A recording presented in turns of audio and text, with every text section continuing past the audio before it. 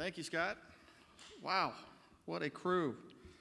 Good afternoon. It is truly an honor to be here, and I really appreciate the invitation from Scott and the Chamber. I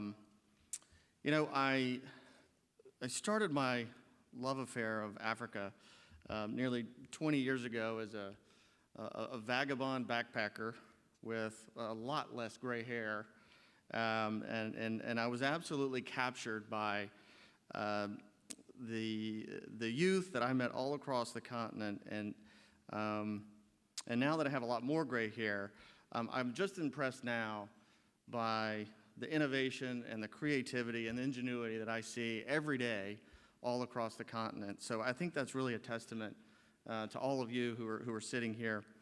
And if you don't remember anything I say today, and I certainly won't blame you because I know you've heard probably a lot of speeches over the last several weeks, and you'll hear quite a few more, but please remember one message that I do have for you, and that is to stay true to who you are, and to be innovative, and to believe in yourself, because I think these are some of the fundamental lessons that I've learned across my path, and you will make a positive impact in your community and in your country. And that's tremendous power. Regardless of how fancy your title is, in all of my travels, the most fundamental lesson that I've learned in the communities across the world, that we're much more similar than we are different. And they all want a better life for their children and the next generation. So we all have that opportunity, and we all have that responsibility to strive for that goal. So now I'll get back to what I'm probably supposed to say. And to that end, the United States Lead Development Agency, USAID, works to reduce poverty, strengthen democratic governance, and help countries progress beyond assistance. And the last part of that statement, beyond assistance, has become increasingly meaningful since Administrator Mark Green and USAID have embraced the organizational principle of what we call the journey to self-reliance. We absolutely believe every individual and every nation has the innate desire to determine their own future. And the journey to self-reliance serves as a framework to ensure we remain focused on how we can help end the need for foreign aid. It's clear that if we want to foster self-reliant countries, trade and economic growth must be among our top priorities. In fact, I believe it's the future of USAID. Open and fair trade and international investment, they're by far the fastest, the best, and the most sustainable ways to boost growth, spur development, and reduce poverty. And these are priorities not only for USAID, but also for the U.S. as a whole. As Americans, we believe that increased economic growth will result in more jobs, more economic opportunities, and that's good for African development, and it's good for America as well. And when it comes to sustainable opportunities, absolutely nothing comes close to matching private enterprise in its effectiveness. And the American private sector, with its innovation and creativity, in my opinion, is the single most powerful force for sustainable development on Earth. So looking to Africa, Africa is home to some of the fastest growing economies in the world, and it has more than 1 billion consumers. In 2017, Africa had a purchasing power of $1.6 trillion. By 2025, commercial and household spending will be well over $5 trillion. The labor force will be bigger than China. And let that sink in just a little bit. The labor force in Africa will be bigger than China. It'll be bigger than India. And its GDP growth is expected to be 2.5 times the global average over the next several decades. So those are the opportunities as the markets expand, but there are also challenges. By my back-of-the-envelope calculations, Africa will need to generate 2,000 jobs an hour over the next 20 years to meet the demand of the youth bulge that's heading your way. So there are both challenges and opportunities, but unquestionably, the continent's going to play a pivotal role in the global economy. And so this brings me to Prosper Africa. It's a recently launched Trump administration initiative to substantially increase two-way trade between the U.S. and Africa. Essentially, the U.S. government will help to unleash the entrepreneurial spirit of Americans and the people of African nations. The ultimate goal? To advance African and American mutual prosperity, support jobs, and leverage transparent markets and private enterprise to drive growth.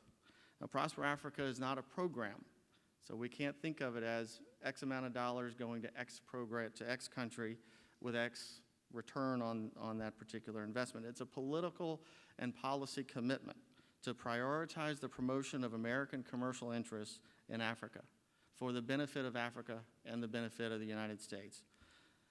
And we have a lot of work to do, quite frankly, on our side. For example, last year, USAID's Africa Bureau, we have an $8 billion budget.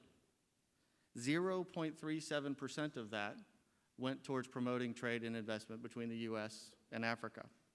And that reality simply is inconsistent with the administration's priorities and USAID's goals. Prosper Africa will be driven by the U.S. private sector. There are no priority countries, nor pre-selected sectors. Prosper Africa is a new way of doing business that leverages the U.S. government resources, technical knowledge, and convening power to expand markets for U.S. and African goods and services. In addition, Prosper Africa will strive to be responsive to the interests of U.S. investors. In the past, we've merely urged African governments to change regulations and procedures to attract foreign investment. An aspirational approach, but it hasn't necessarily been as effective as we would want it to be. So under Prosper Africa, we'll leverage actual investment to identify specific roadblocks to trade deals and work with U.S. and African companies and governments to address constraints to specific deals and specific goals. We think this more practical approach will help to stimulate U.S. corporate interest in doing business in Africa and create mechanisms to make trade more attractive and efficient. Imagine that, a government trying to make something more efficient. A lofty goal indeed. We know, however, this goal that not one government can accomplish alone. Business and civil society will have to play critical roles. So how are we going to do this in practical terms? How do we operationalize it, to use a government term? First and foremost, the private sector engagement will absolutely be key. We'll have to use our capabilities as a government to de-risk investments by facilitating transactions through blended finance, loan guarantees, and a range of other services. The new Development Finance Corporation, or DFC as we call it, and a reauthorization of the Exim Bank will be welcome tools in that regard. Second, we'll help to level the playing field for working with host country government partners to identify and remove policy, regulatory, and logistical trade barriers, which we believe are key elements to increasing transparency and lowering the cost of doing business. Third, we'll help businesses do what they do best, drive trade and investment.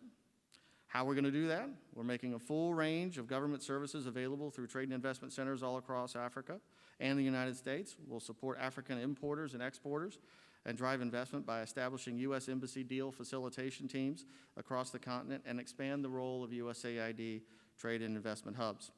These hubs have been under-resourced and underutilized for quite some time, so we'll expand their mandate and inject more resources to ensure they can provide value-add services to interested companies. Not just the big multinational corporations working on billion-dollar deals, but American small and medium-sized enterprises who have an interest in investing in Africa. Prosper Africa is quite a bit different because it's demand-driven and private sector-led. And again, it's not a program, it's a recognition of Africa's increasing integration into the international economic system. So U.S. companies bring significant capital, innovation, proven solutions, and unlike other actors, who will remain nameless, who are active on the African continent, U.S. companies adhere to the highest standards of transparency, quality, and social responsibility. These values and principles are a clear alternative to the opaque and state-directed investments we've seen that have led to unsustainable debt traps. Prosper Africa reflects the U.S. government's belief that open and transparent economies should determine the future of African countries. We know that this works. For example, through initiatives like Power Africa, we've leveraged more than $55 billion in private sector commitments just so far, and are on track to connect 60 million homes and businesses in sub-Saharan Africa to electricity by 2030. Already 50 million people have electricity on the African continent who didn't have electricity before the initiative began.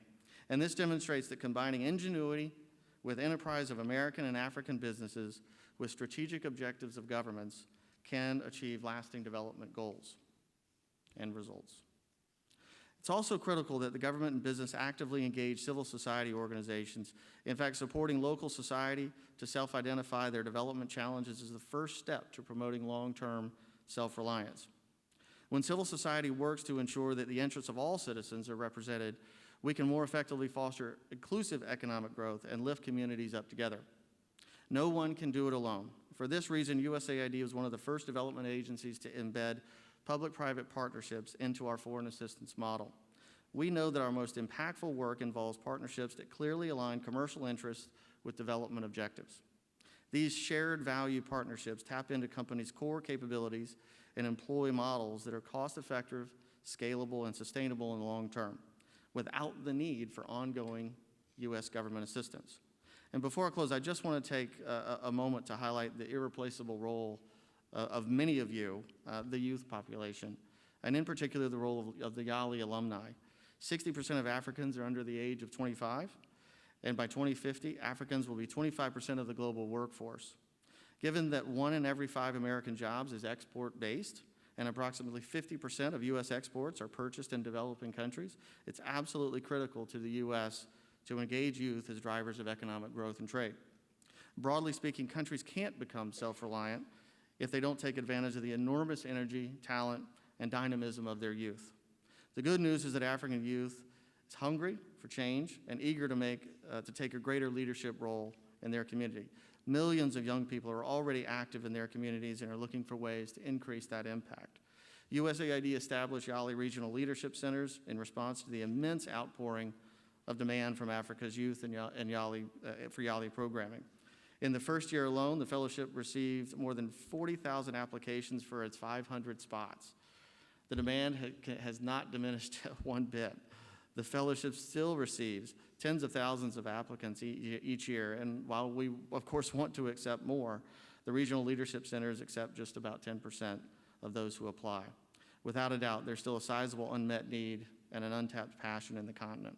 So I hope after hearing a little bit more about Prosper Africa and our vision for U.S.-Africa relations, you can see why USAID believes in engaging youth through programs like YALI.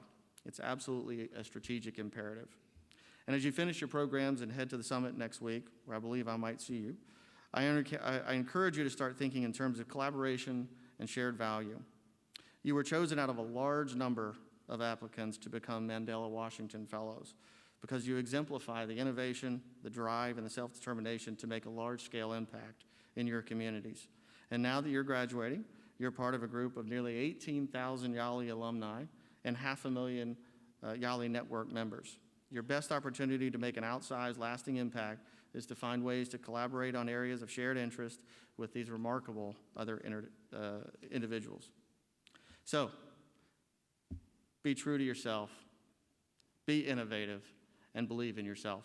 So, thank you, and I look forward to seeing you again soon.